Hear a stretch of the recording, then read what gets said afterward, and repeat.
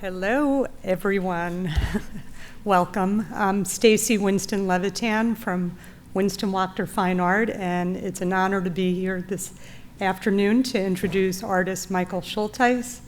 I want to thank you all for being here during your lunch hour, and specifically thank Amanda, Ben, and Maria Rentz, and the rest of the Amazon team for making this happen. Michael is a good friend and a very talented artist. He's also a true Renaissance man. He has an extensive background in mathematics, analytics, and economics. He also holds a deep understanding of history, music, and human psychology. In addition to all that, he is an athlete who runs ultra marathons. He plays the cello and he writes scores in his free time. He grew up in Eastern Washington and he really stood out in his community. He received a BA from Washington State University, and he studied math at the University of Washington and then received his MS in labor economics from Cornell, which helped launch his career at Microsoft. Since leaving the world of economics, Michael has channeled his passion for mathematics into visual conceptual storytelling, using formulas and their geometric shapes to model everything from the trajectory of relationships to the rise and fall of the breaths we take. Michael creates a picture of how he sees mathematics in his mind and invites us to take a glimpse. And I invite all of you to come by the gallery when you have some time to see his exhibition, which is on view for the next few weeks. His works are included in many prestigious collections, including the American Embassy in Athens, the National Museum of Science, and Boeing, and the Tacoma Art Museum. So please join me in viewing the short film on Michael and on welcoming Michael. As a painter, I'm interested in translating the language of mathematics. I want to introduce this idea that you can see geometry in your own mind through the language of mathematics.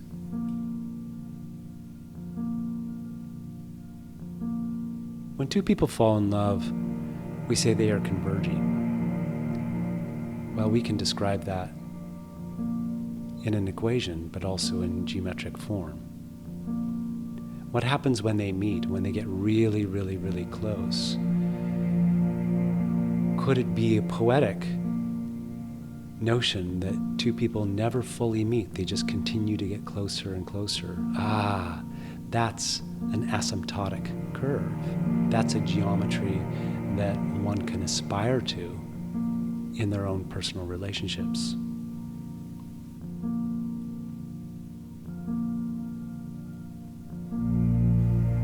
And for me, painting is developing these geometric models to tell a story about what's going on in my life.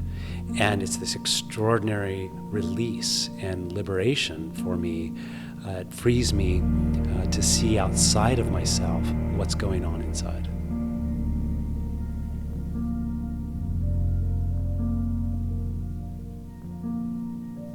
For me, it's very compelling to draw analogies between relationships, whether they're geometric or interpersonal. We could talk about relationships that have frequency, two people converging or diverging. We could talk about meeting or tangency, dynamics, measures, sequences. We could talk about rhythms, timing, and tempo. We could talk about these within geometry or interpersonal relationships. So geometry is this incredible medium in which we can imbue the stories of interpersonal relationships into mathematics.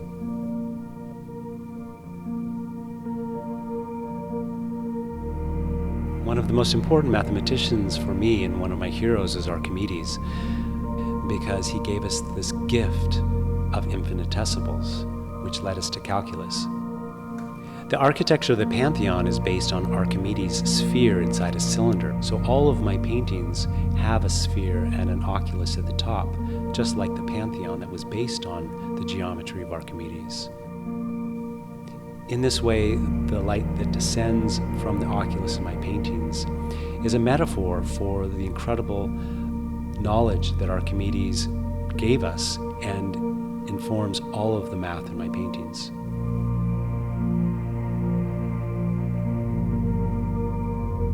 When two people go to hear the symphony, one person might have a background in music theory, and the other person has never played a musical instrument in their life.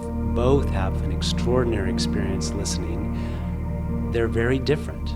Both are valid. In the same way, people can experience my paintings. If they know the mathematics, they can read through the equations and see the geometry in their own minds. If they don't know the math, they can experience how I have worked through the geometry and how I have drawn out and painted the geometric forms for them to see. Both are valid and both can be an extraordinary experience. I feel like I can provide this bridge between the people who are used to seeing geometry in art and those who can see geometry in their minds, and provide this opening through the fence where they can go into the open field and experience each other's realm. I don't see my paintings as just math or just art. It's both. It's the combination of both. I'm opening up the door into true conceptualization of geometry in art.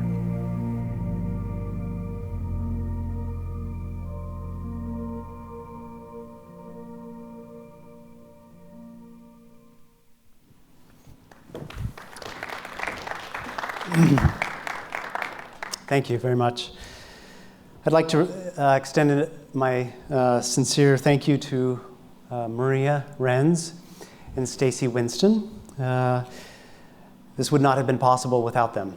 It means a lot to me that they had this connection and they made this happen. I know this is such a busy time for everyone at Amazon. You would almost think it was the holidays. And yet I am thrilled to have this conversation with you. Rather than a lecture, I hope that we can engage in questions and answers afterwards and really have it as a dialogue.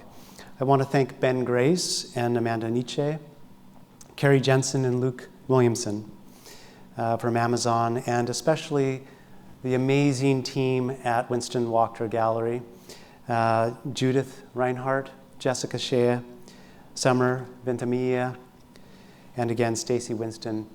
As an artist, it's beyond magic in a way that I can just do what I want to do and they take care of the rest.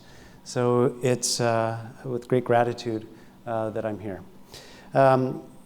It's a brief time that we have. I want to show you my paintings. I want to introduce where I got to this place. But I also want to introduce some new ways of thinking and pique your interest and curiosity and challenge some of your conventions and excite in you a new way of seeing.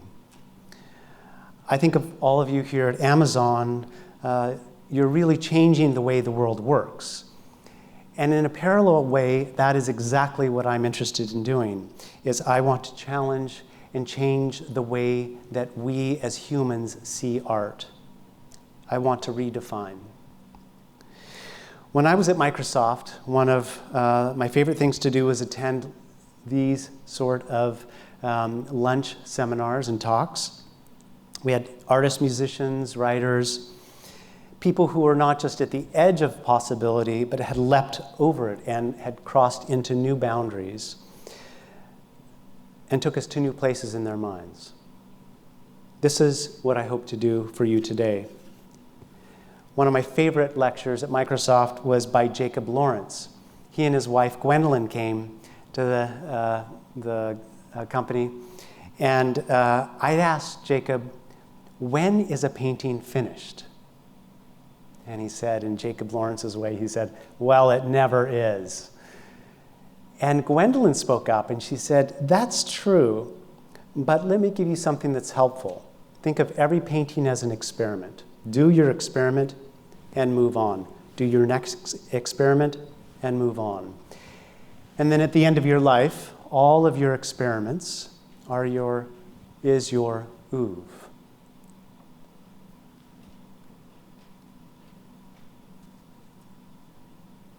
This is very much how I see my philosophy in my painting, is really to think of every painting as an experiment.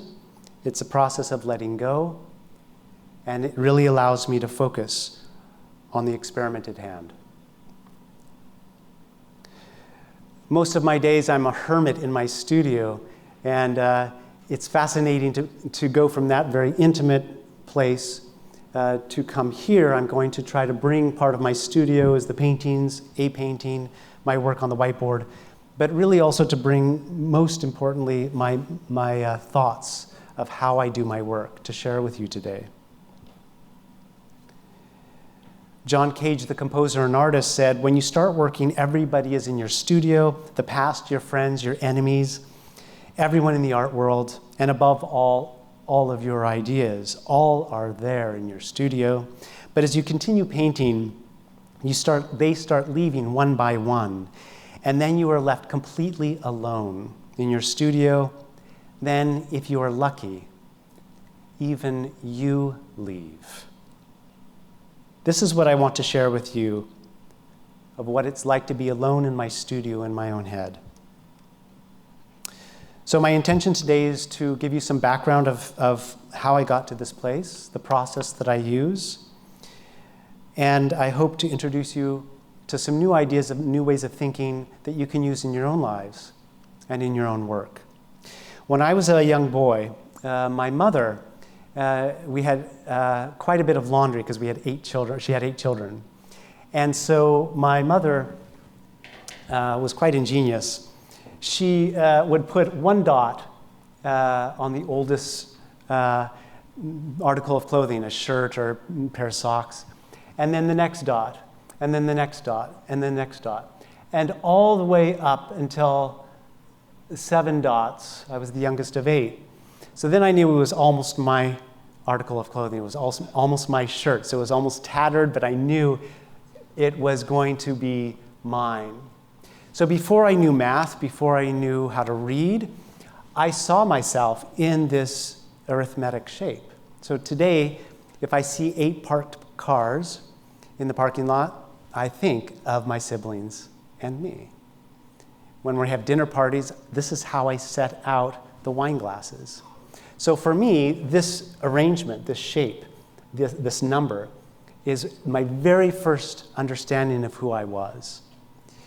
In the same way, where I grew up, the house where I grew up was right next to this hill, and I would run down the hill, and I loved how the wind would hit my face. But then as I turned my head, it would feel different on my face. So then when I was in school, it made perfect sense that the equation for velocity also had a directional component. My grandmother planted a lilac tree. And when I was a little boy, I remember looking at the lilac bud. And if you take your first 3 fingers and your thumb and you turn it toward yourself, that geometric shape is a 4-cusped hypocycloid. So it's the relationship of the interior to the exterior radius. So that geometric shape, if I smell a lilac, if I see a lilac, but if I see that geometric shape or that ratio, I think of my grandmother. So looking back on my childhood, this is how I developed. This is how I started experiencing the world around me, through equations, through arithmetic shapes, ratios.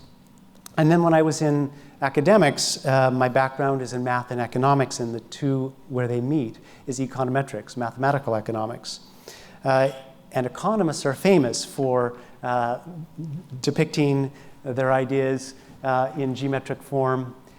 So one of the examples that I want to use today is this graph. Let me ask you, is it a good thing? Yes, if it's your stock price, of course it's a fabulous thing. If it's unemployment, it's not so good. So we as humans, we imbue stories into this visual experience that we can have. In fact, the real story is oftentimes when stock prices go up, so does unemployment. So this tells a more complete story than if we just described it in words. So when I was at Cornell in graduate school, one of my favorite professors would start at one end of the chalkboard and fill the chalkboard with equations and go back into the middle of the equations and erase and create this window through the math in which she would draw out what was going on. It was at that moment when she finished the proof or the equation, and she would often pound the chalk on the chalkboard, sometimes breaking it, and she would say, "Look at how elegant this is. Look at how beautiful." And it was at that moment that I recognized the calligraphic nature of the equations. Yeah, that was beautiful. But so was the logic and the syntax and the formatting, how she had erased it, how she drew out what was going on in her mind. And then the full composition. It was truly beautiful. It was an epiphany that I had at that moment of, wow, it's a composition of human mind. When I was at Microsoft, I had a number of whiteboards in my office, and my teams would come in and we'd work out our ideas on the whiteboards, and then I started photographing the whiteboards. They would leave, and then I saw the photograph really as a composition, again, of my own mind. When I was listening to Terry Gross one day, she interviewed an older artist, and she asked this artist in only the way that Terry Gross can ask questions, an amazing interviewer on National Public Radio. She asked, how do you know what to paint? And the artist said, well, you just have to paint what you know. So I thought, wow, I know math. I know economics. I'm going to try to paint this, what I see, and share it with other people. So this is what I did. I left Microsoft, and my very first paintings looked like blackboards, white and black, and whiteboards, white and black. And I brought to the canvas my physicality to the whiteboards and the blackboards. My process was the same. In fact, it was very much like a thesis. The very first layers on the whiteboard were a literature review. And I was studying in that way, if you remember in school, where the professor wrote down on the chalkboard and spoke. And then as a student, I would write down and copy the notes and start doing it myself. That's the process that I use on my paintings. The very first layers are a literature review. And then I start erasing those equations and drawing out what's going on in the math. And then layer upon layer upon layer, I go from what was known, what was discovered, to my own ideas on that topic. So the paintings build up layers and layers and layers. In that way, it's truly, for me, each painting a thesis. It's an experiment. And then it becomes art. But what is art? So a lot of people will say it's anything or it's what you like. I think that's glib. But I want to give you something that's more helpful and a measure that I use, not only for seeing my own work, but how I see other people's art as well. I think it should frame an experience, the experience that the artist has. I think it should be based in some knowledge, cultural knowledge. I think it should open up. And I love art that continues to open up over time. I also think that there needs to be some reciprocity and some back and forth. And in this way, it can be either emotional, intellectual, or it could be undefined. But there is a connection and there's some back and forth. It could even go into the sublime. So I want to give you an example of how I frame experiences. And it's a simple math problem, but I'm going to use an example of an Amazon worker out hiking in the Cascades. So he parks his car. We'll name him Clark. Clark parks his car, starts hiking north. 6 miles. Okay, stops, checks his phone, if he has self-service, and then turns due west and hikes west, 8 miles. How far is he from the parking lot? Anybody? 6 miles north, 8 miles west. Yeah, perfect.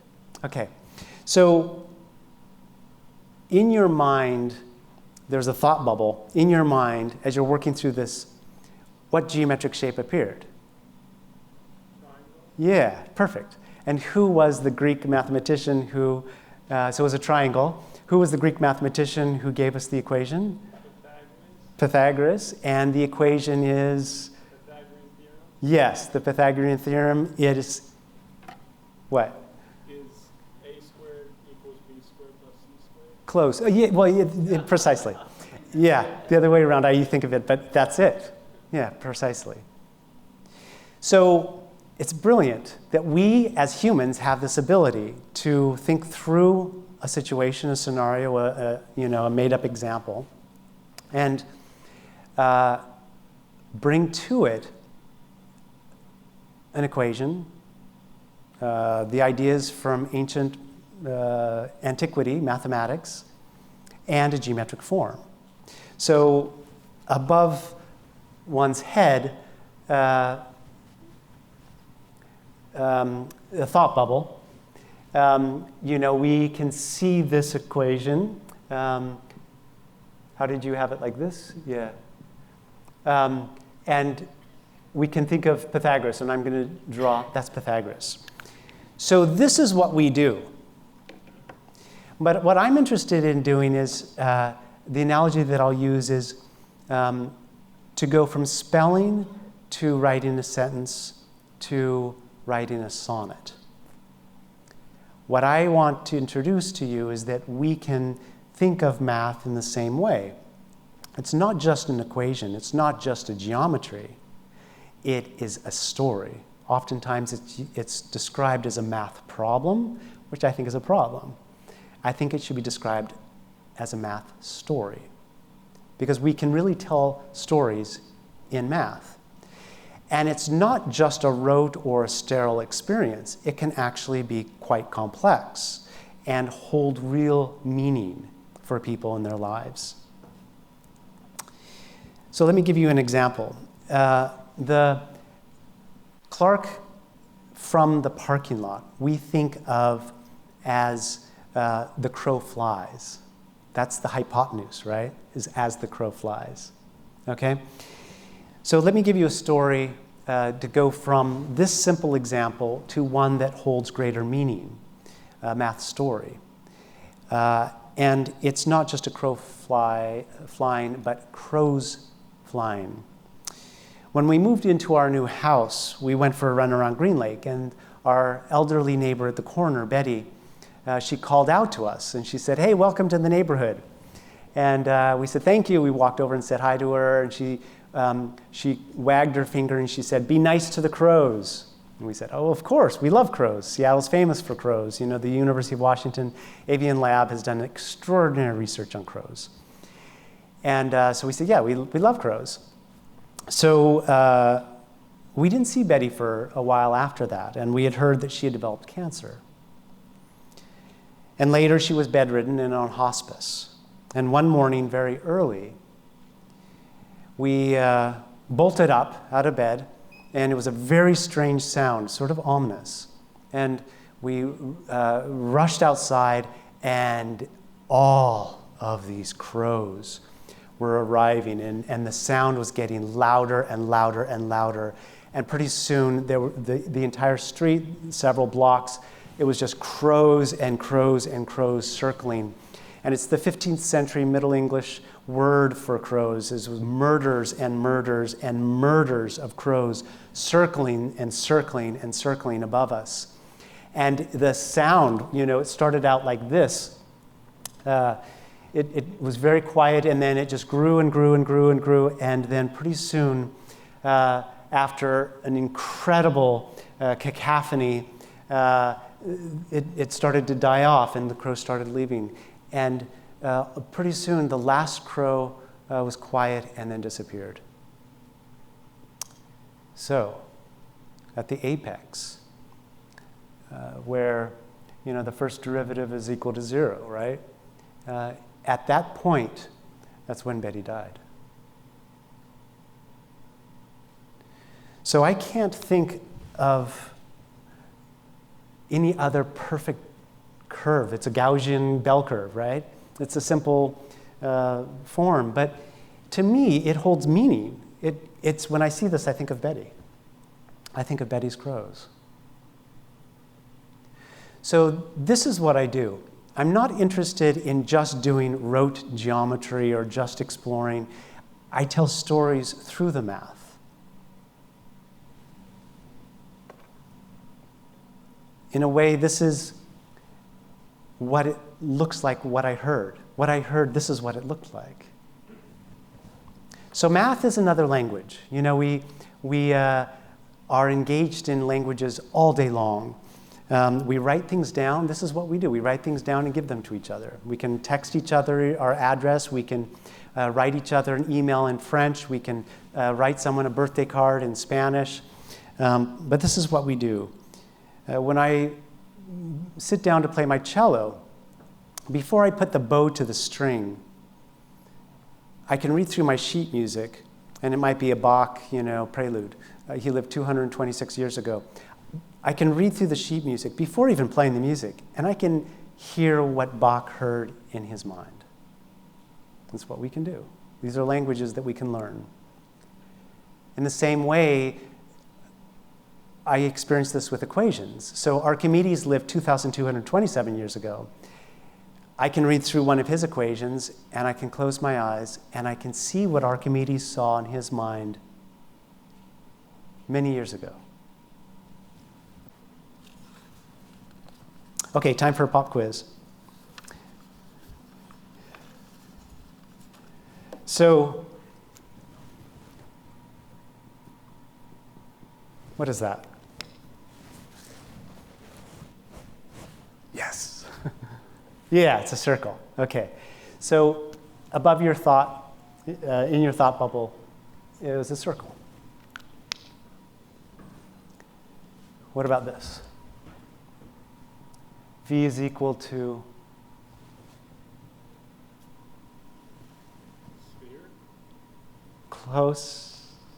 Well, not close. The volume. Yes, it's a cube. Right, exactly. Necker cube. Okay, one more. You guys are doing so well. Yeah, it's a long, yes, but it's a fluency, right? So at one point you didn't know it, and then you knew it. You knew this language, and then you lost it. That's language. So, pi r squared h, what is that? Oh, wait, that's not the one I wanted to use. 1/2. That's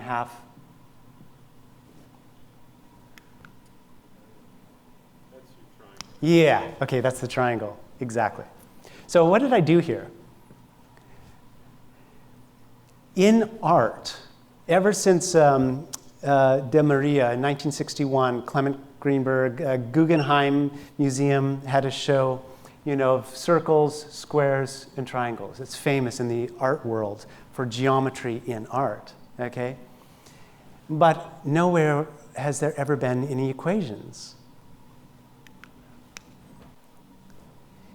So geometry has been in art since about 900 BC with the Greek Attic pottery. If you go to the Metropolitan Museum, go see some of the Attic pottery. There's a border on the top and on the bottom of geometric designs. Open up your linen closet at home, you might see on your bath towel the same bordering of geometry. So from the beginning of the Greek Dark Ages, geometry has been both in mathematics, in art, and in design. It's a fabulous language that goes into everything. And in fact, Pythagoras said, there is math in everything. I think that there should be math in geometry, in art. And this is the reason why, is because it really can open up and go from the physical rendering. Piero della Francesca, the father of the Renaissance art, he had a copy of the Codex of Archimedes. He used these geometric shapes in his work. Sol LeWitt, the stacked cubes, Rembrandt, Jasper Johns, so Ellsworth Kelly.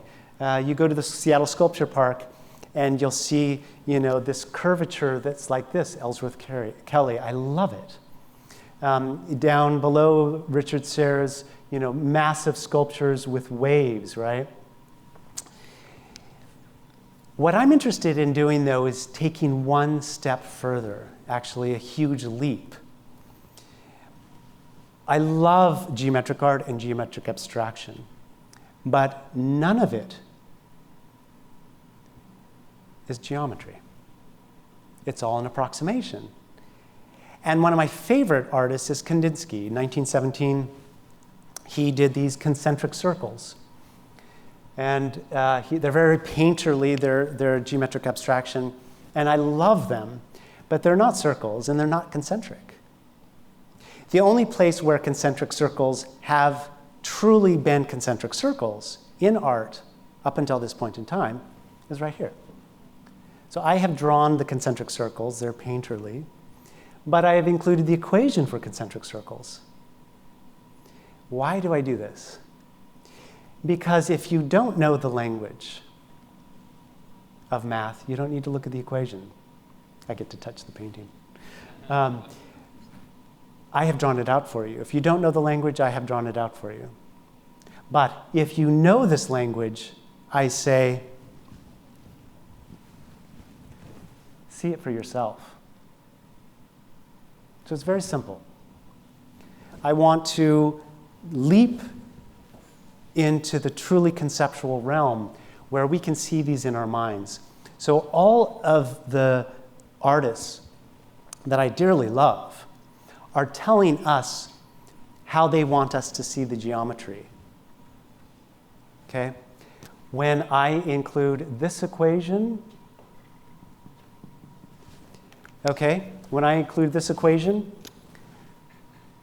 it's not only, and the drawing in the painting, it's not only the physical rendering, but if you can see it in your mind, then we can tell a story. Because I set I equal to 1 to infinity,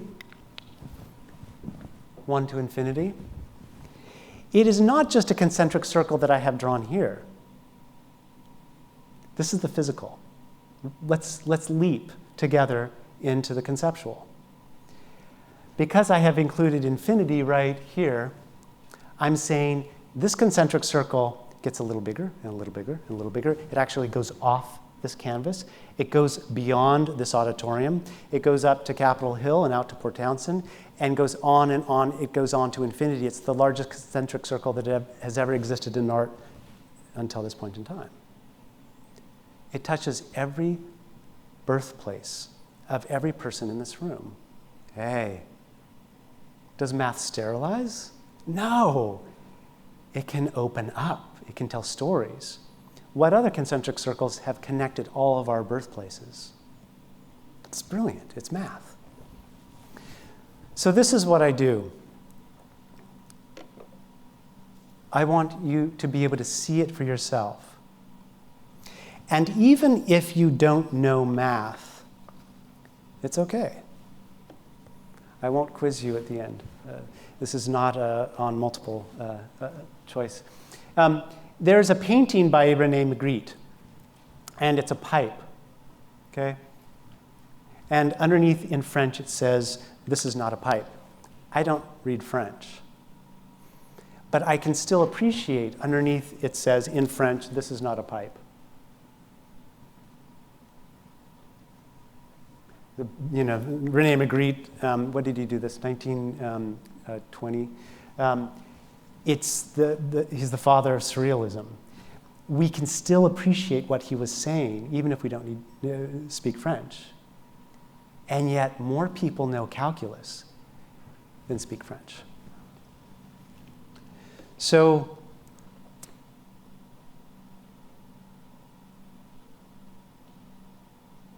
one of the things that this painting is called Renewing Infinitesimals with Kandinsky. And it's my way of connecting to Kandinsky and saying, hey, you gave me this idea, but let's leap further. Let's continue on with geometry and art into the conceptual. So I'm going to take a drink of water here. It's delicious. It's a circle. So I just drank out of a circle. It has function. It was nice and cool, and I'm going to replace it with an empty glass so I don't spill. It's a circle. We can tell stories with it. We can also squish it, and it becomes more of an elliptical form. Eccentricity is equal to 0. Eccentricity gets really close to 1. If you know this math, that is what can be appearing in your mind.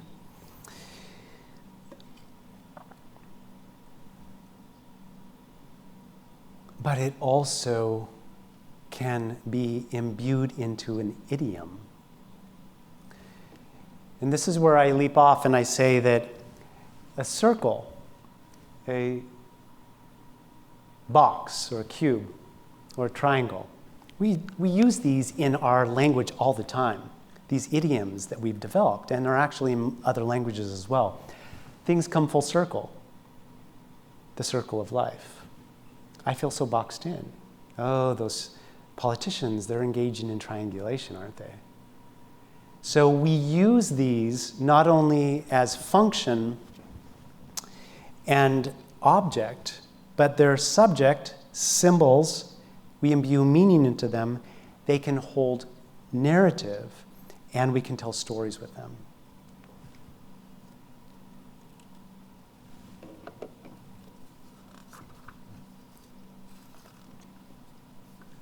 Okay, one of my favorite stories that I use with a circle is the circle of life, but it goes beyond. So what I refer to this as a soulmate model. So these are elementary geometric forms. I want to push it not just to a geometry, but to develop a geometric model. This is what I do in my paintings. I work through the math, I do explore geometric forms, but I'm really interested in telling stories through geometric models. And the example of the geometric model that I gave of Betty's Crows is a good one. The exhibition of paintings that I have up at Winston Wachter now is the following. So this is the story, the geometric model that holds great meaning for me in my life that I've been developing for a number of years. And it's really this idea of a soulmate. So we could talk about lovers, we could talk about best friends, we could talk about mentors. However you want to use this geometric model. And feel free, if you have paper, to work out ideas on your own. But it's the following. For me, the idea of a soulmate is static. It's one-dimensional. It's binary. So I found my soulmate, I didn't find my soulmate. I found my soulmate, I didn't find my soulmate. It doesn't open up.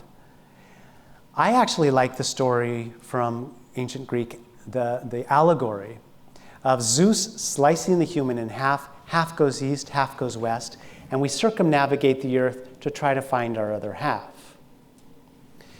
And then it's, on the other side, and then it's Hephaestus who sews us up together in the middle. Think Hedwig and the Angry Inch. Think orbital mechanics. So, if you're sliced in half, and half of you goes to Capitol Hill, the other one goes to Port Townsend, and you go all the way around the earth to find your other half, the Greeks knew that's hard. So it's not just how you start out, but then the trajectory and the orbit that you take, do you actually hit each other? So what I oftentimes think of is like a tether ball, on a pole. And this is person 1, and this is person 2, okay? And the ideal is that you are circumnavigating, trying to find your other half, and you meet way over there on the other side. Okay? Wow. Now we're going. because we can talk about the radius of person 1 and the radius of person 2. So this is the radius of person 1, and this is the radius of person 2. Maybe person 2 has a very wide circle of friends. They're on all these different social media sites. They have a lot more ways that they connect with each other, okay? So we can also talk about the velocity. The velocity of person 1 and the velocity of person 2. Maybe this person wants to get to third base, and the other person just wants a peck on the cheek. One person wants to get busy really quickly, and the other one's like, hey, let's take our time in this relationship. We can talk about the eccentricity of person 1 and the eccentricity of person 2, okay? The eccentricity is what I did just here. This is really close to 0, and this is really close to 1, okay? So we can talk about how one person, travels in a very normal orbit in their life. And the other person really travels in a very eccentric comet-like orbit. And maybe in college, you thought, oh, God, that person's so weird. But then later at a college reunion, you think, well, they're eccentric, but there's something quite charming about them. Okay, so we're talking about eccentricity of these people. We could talk about the time of person 1 and the timing of person 2. Maybe you were in college, but you just missed each other. So, what are we doing? Yeah, we're telling a story about love with math. It's neither right nor wrong. It's good nor bad. It's just a way to think through these very complex ideas, but in a simple way. Math describes it very simply. I think that it's actually not just a matter of two people meeting. How do they, bonk into each other? Well, that's interesting. Quite difficult to meet. But then it's not just if they meet, but what does it look like when they do? So the show that I had at the National Academies in 2005 was all based on the curvature that Galileo worked on in 1599, based a cycloid. And then I developed some more ideas on this circling of circles called a toroid. So what I found interesting, though, is the overlap. Hey, that looks like a Venn diagram. John Venn, the English mathematician. We're talking about the space in between, the interstice of person 1 and the person 2. So if we think of two circles circling, it's how they hit each other, but how do they overlap? And what does that look like? Then we can use set theory. It's that simple idea of the two people and what is it that they overlap. Maybe a total overlapping is not a good thing in a relationship. So it's just a way to think about how two people overlap.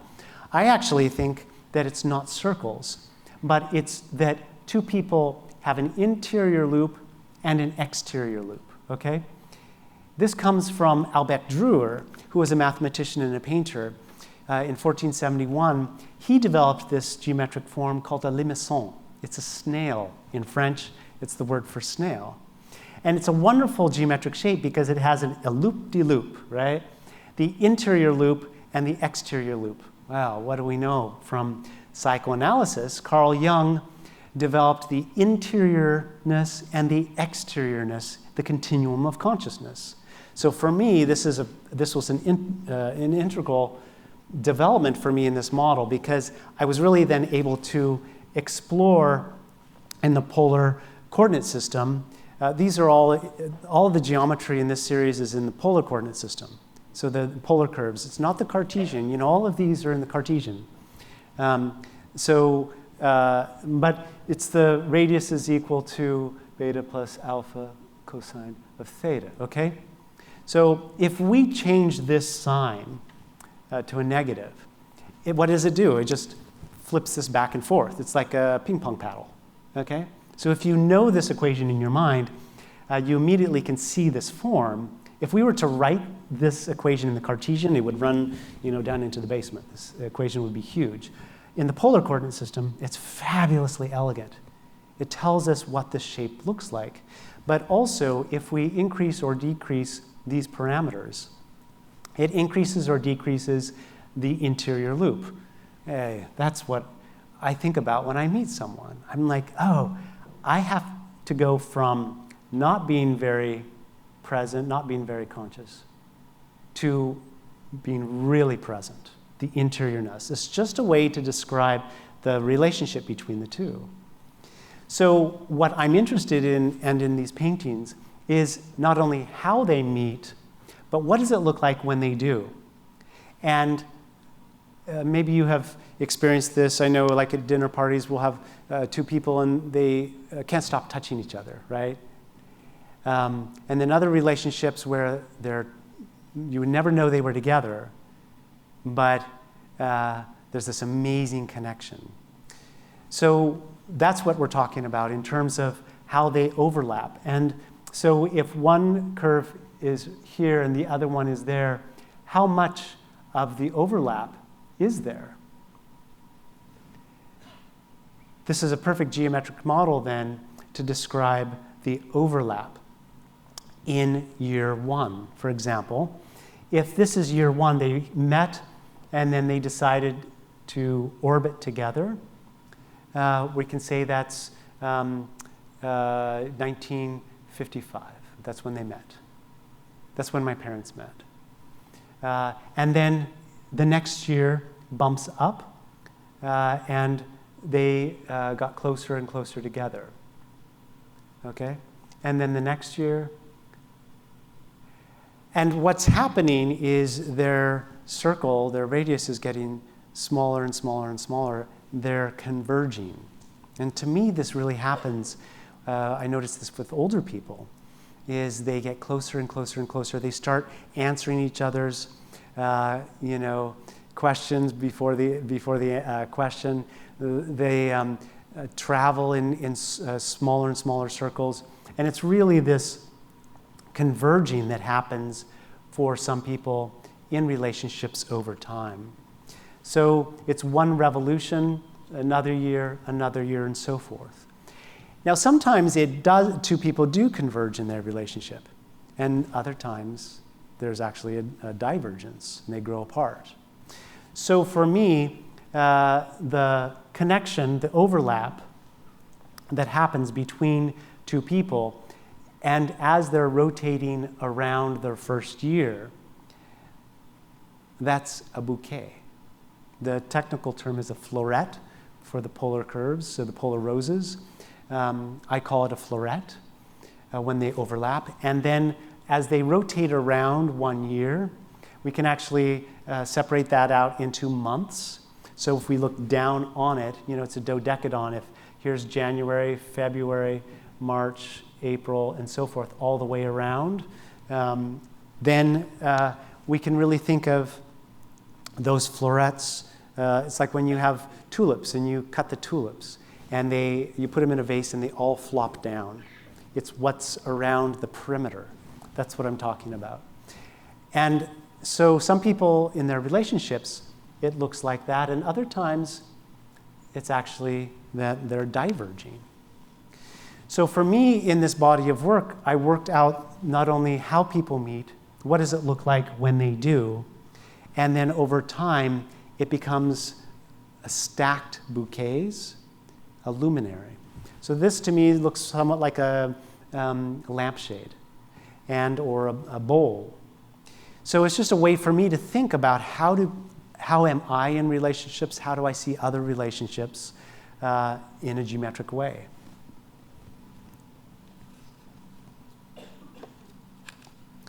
So what are we doing? We're talking about love. We're talking about relationship. It could be two friends, it could be your mentor, it could be a business connection, but it's a geometric way to describe human connection and connection over time.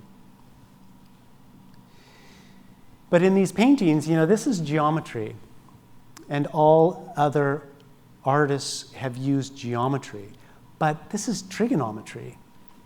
And I use calculus. I use calculus to describe the area of the overlap. I oftentimes will use matrix calculus or econometrics in the paintings. And for me, I develop these geometric models in my paintings to make sense of things in my life. It becomes really vital for me. So this is what we do. As humans, we write things down and give them to each other. We imbue symbolism and narrative into elementary geometric forms, and I just want to push it into the truly conceptual, where we can see it in our own minds, and we can tell more complex stories with greater dimension. Richard Dawkins, in his book, Unweaving the Rainbow, writes about the use of symbols, and he says, art depends upon noticing that something can be made to stand for something else, and this may assist our thought or communication.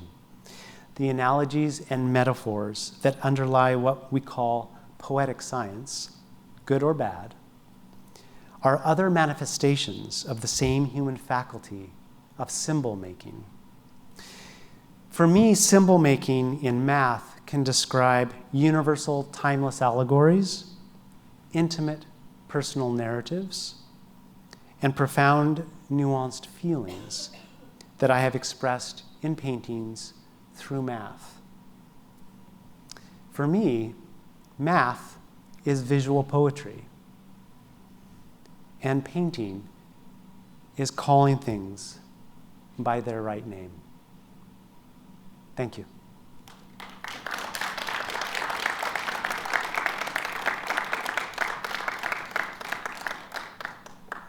I'm happy to take any questions you might have. Yes? How do you, I guess, decide on color? And yeah, could you speak to that? Sure. So the question was how I decide on color. So it's a great question. I began, because I'm a self-taught artist, I've never had an art class. I had to teach myself. But what I knew at the very beginning were chalkboards and whiteboards. So those were my first paintings were white and black. And then as I progressed, it took me about 1.5 years to really understand that acrylic for me is perfect because it has the luminosity of oil now. It's not toxic, and it holds extraordinary pigment with light fastness. It's archival. So when I started out, most of my paintings were actually based in econometrics, and I did a lot of work in matrix calculus and database work. So that was mostly what my paintings were about. In about 2004, 2005, I started exploring more mathematics from antiquity and the Renaissance. So my show at the National Academy of Sciences and National Academies was based on Galileo's work. And then it really developed into going back even further and studying the Hellenistic era mathematicians. So Euclid, Menelaus, Apollonius, Archimedes, Pythagoras, from about 300 BC to about 30 when Cleopatra, the empire collapsed. So to your question, the palette is really about what is the palette that those mathematicians knew. So the lapis lazuli or lazuli is the intense blue, the ochre, and the vermilion, just a little bit here and there. Those three were the official palette of the Hellenistic era mathematician. And if you go to a museum like the Metropolitan Museum in New York, and you look at a lot of the tile work, those are the colors that they would have known. So the paintings start out just like this. In fact, that is the first layer of a painting. And then I start adding color. So it always starts out with black and white, and then I start adding color. And I work in very thin washes, layers and layers and layers, so that you can actually see one geometry into the next. So, for example, right here, this is my geometry that I came up with here on top of this geometric shape that comes from Archimedes. So it's this wonderful way that, The earlier layer is a literature review, but the final layers are my own idea. That's a thesis. But visually, there's this overlapping and this new conversation that happens because of the interstices, the overlapping. So my geometry is overlapping theirs, creating a whole new geometry. So that's the palette, the pigments that I use, and how I use them is a way that ultimately, like I was working on the toroid, 1973. The mathematician Tao he won the Fields Medal on this geometric shape of a toroid, circling of circles. Okay. Well, I was working on toroids, but one day I erased it and came back, in kind of that crazy artist sort of way, erased it. I thought, oh, it's ruined. Came back the next day and I thought, wow, I'm onto something there, because I was able to see into it, the geometry, without the exterior. And I was thinking, wow, let's go inside the toroid. So think of this huge culvert, this circular culvert, and you walk into it and around. Well, that was Yvon Rousseau, a French mathematician in the 19th century, worked on that geometric shape. So for me, oftentimes, working out the math and then working on geometry, I actually discover things from the working in the paintings. So not only for me is it vital in the experimentation, but it's those happy accidents that just sing. Did that answer your question? Yeah. Thank you. Great. Yeah. I have one. Yes. Yes. Why did you choose painting as a medium? Yeah. So the question was, why did I choose painting? Yeah. I think I have done some sculpture. I write a bit, write some poetry, but for me, it's my training. In short, it just feels most natural. Like when I'm in front of this painting, working out the math and that's exactly what I was doing right here. So although I've never had an art class, my time at Cornell, graduate work, time at Microsoft, that was my training. And in fact, I don't know whether you can see it here, but there's a band down here. And on all of my paintings, there's this, it's my chalk tray. It's where I want to put my chalk, metaphorically. But it is also the place from which I can leap. So to your question of why did I choose painting, it to me was my training, but also the way that I could explore these ideas and include the equations as well. It's part of that beauty that I see, the old slate green chalkboards that at the end of the class, the professor steps away and there are all these ideas, but there's these erasures, this kind of nebulous.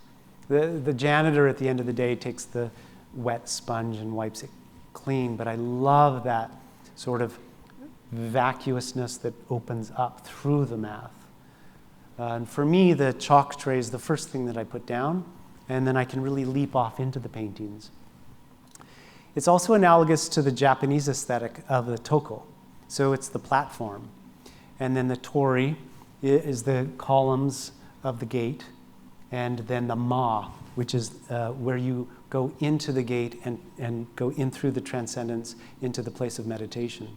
So for me, a lot of the work, I start here, work on, and then I move over here, and then down, top to bottom. So it's like the space in between the equations where I would oftentimes draw out what was going on in the math in my textbooks. So that's how I construct the work as well, in thinking that it's painting is a chalkboard or a whiteboard. But now it's no longer just a two-dimensional surface for me. It's really this three-dimensional dioramic pictorial space. So, when Archimedes died, he didn't want his name on the tomb. All he wanted was a cylinder and a sphere in the ratio of 2/3, okay? So think your coffee cup and you plunk a tennis ball. Okay? This is all that Archimedes wanted on his tomb, and Cicero found it in Syracuse. And in fact, I just went and did a pilgrimage to Archimedes' tomb. He knew that if all of his parchments, if all of his knowledge was lost, humans would find his tomb, and we'd have to figure out how he knew that. Well, the way that you have to figure that out is you stand up on top here, look down, and you have to slice it and slice it and slice it and slice it, infinitesimally smaller increments. It's like when you go to the park and you bring a pie, and you have to keep on cutting it in more and more and more, because all of your friends keep arriving. You have to keep on cutting it smaller and smaller. That's the infinitesimals that led us into calculus. So my experience initially was on two-dimensional canvas, pictorial space that was based on the whiteboards or the blackboards. But now what really happens is I feel like I'm walking into the Pantheon, because this was on Archimedes' tomb, but then Emperor Hadrian used it as the basis for the architecture of the Pantheon. So when you walk into the Pantheon, you walk into the door, and there's this huge sphere and the oculus at the top. And it's actually the oculus where the light comes through. And in all my paintings, I put the oculus here as this gratitude. You know, he was just one of us. He was one of our species, and he gave us these extraordinary gifts across time, across culture, across language. And through the oculus, it illuminates the interiorness of the Pantheon. For me, all of my geometry, all of my equations, all of the math is illuminated by his ideas. I wouldn't have survived without it, right? So all of the geometry, it's darker here, lighter here, darker here, lighter here.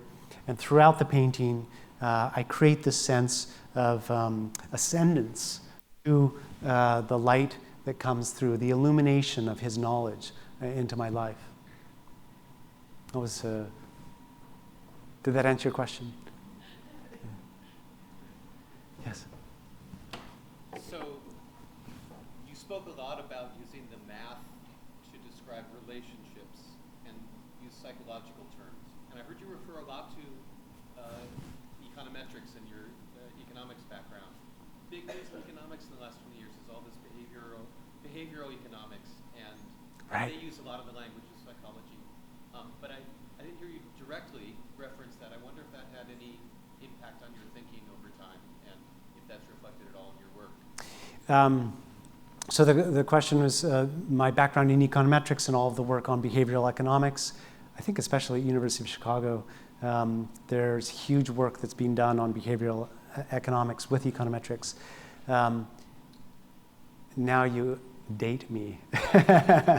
Because I went to graduate school about 30 years ago. So to your question, I have not studied these new advances in econometrics. But I would love to. In fact, that's a great idea, the next series of paintings. Yeah, I think that it's right there. I mean, why not? Yeah, I'd love to. That's a good idea. Thank you. Yes? Do you work on multiple paintings at once, or you start and finish one piece or one series? So the question was, this is a great question, do I work on multiple paintings or just one at a time? I usually work in threes. So my day consists of, I usually get up and go for runs in the morning, and then play my cello, and then go to the studio. So it's not regimented, but it's a pretty good routine for me to exhaust my body and then exhaust my mind. And then I get to the studio, and the first paintings are in this state. So I usually have 3 paintings going in the beginning, middle, and an end piece. So they're at 3 different stages. So the very first layers on the first painting. And in the morning, I usually listen to date myself again. I usually listen to Led Zeppelin or Nine Inch Nails or Jane's Addiction or, Fugazi and really intense music. And then towards the middle of the day, it's more rock and then jazz. I listen to anything and everything. And then it's more classical. By midday, I'm usually working on a painting that I'm kind of in the middle of. And then the final end of the day, I'm listening. I love classical music. I played the cello, but I also love opera. And by the end of the day, the last thing that's on my iPhone, I have one of those really old iPods that people have asked to buy because it's just covered in paint in my studio. But then it's the final place in here in the middle of the paintings where there's layers and layers, but most of it is covered up. And then I'm so tired, but then the ideas they just flow. It's fantastic. Yes? I mean, it sounds like, your day is an equation too. Have you done a self-portrait of yourself in math or in art? That's a great idea. I love that. No, I should. Yeah. And that's the cool thing about some of these conversations. I love having, being able to share these ideas and having these conversations, these dialogues, these talks. But wow, I learned so many new things. I was just giving a talk at the gallery, and this woman from Taiwan, she said, she raised her hand and she said, well, but have you ever considered a variable in your model that describes cultural differences? And I was like, no, that's fantastic. Because, I need to add a variable of how two people from totally different cultures connect. It can be the mystery, it can be the attraction, and it can cause some unique challenges. And she said, well, it should look like a soccer ball because there are areas that are really light and really dark, and you have to figure out how to connect. And I'm like, oh my God, that's brilliant. So this is my geometric model that I started, but what's fascinating, and another woman came up and she said, what's more like tendrils in the, this is one duration of two people's relationships, okay? So this is, over the course of their lives. My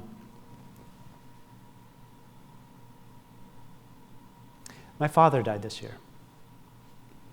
And they met in 1955.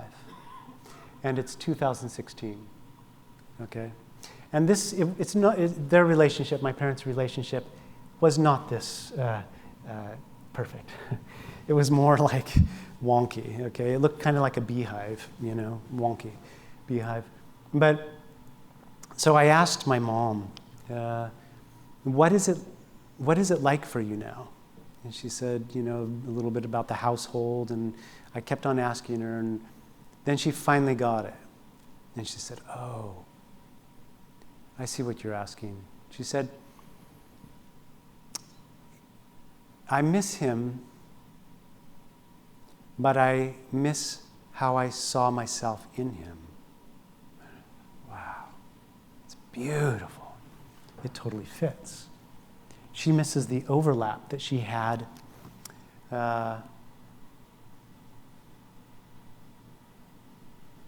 she missed the overlap that was in him.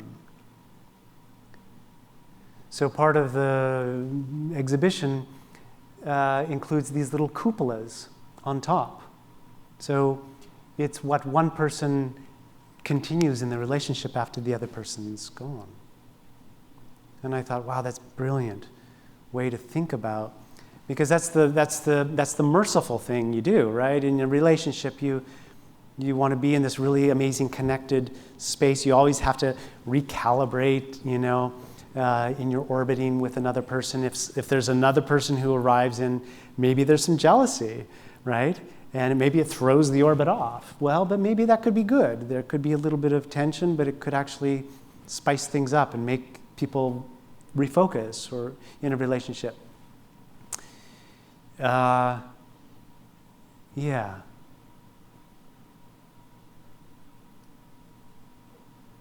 So the cupola, for me, is this additional place that happens for people when their partner Like the ideal for me, I have to think, okay, my husband and I have been together for 22 years. So if I get hit by a bus, I need to leave him in a really good place where he can orbit and connect with another person if that's what he wants to. So that's the merciful thing to do in a love ship, I think. So when my mother said that, it really made me start thinking of this kind of what happens after.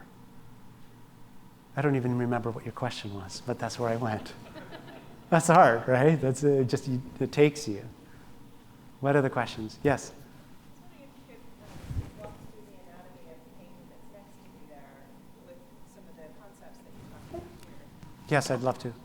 So the question was to walk through some of the elements in the painting regarding some of my ideas here. So the space in the architecture that I have built out, my thought space, is no longer two-dimensional chalkboard, but really this dioramic pictorial space. Think Star Trek, the holodeck. Okay, you walk in and I can play with my equations and the geometry all around me. So that's the space in which I'm entering. I start at the top left and come across, kind of arm's width, and then down. I'm right-handed, so I write my equations, and then I erase out. So a lot of the paintings have this rubbed out movement. And it's just because I rub out with my left hand. Sometimes if I want to get crazy, I'll do one of those. But generally, that's the movement of the painting is because of the way that my physicality with the work.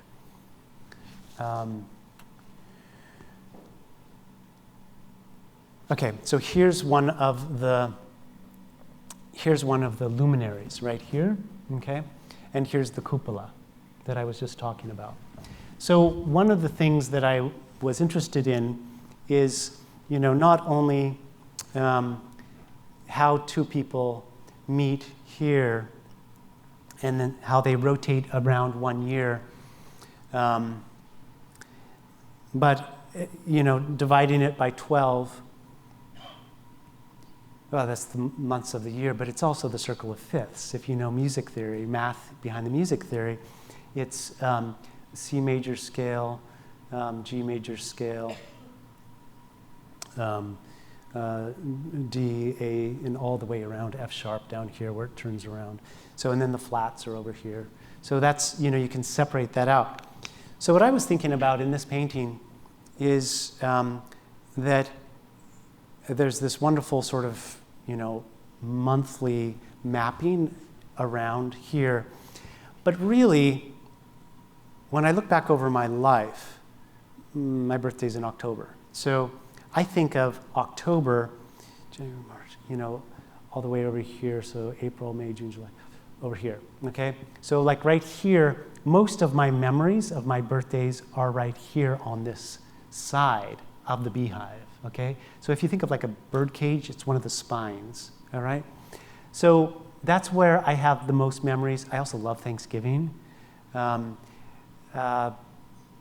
Generally on December 25th, we go see a movie and get Chinese food. So that's always fun. So those are the memories that I have.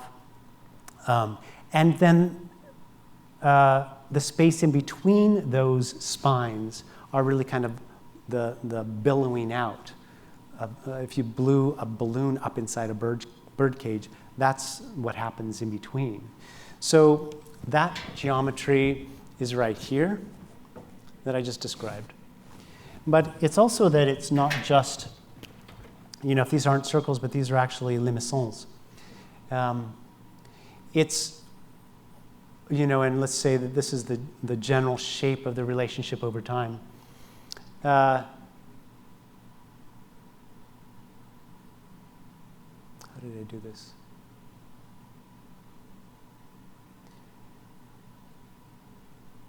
Something like that.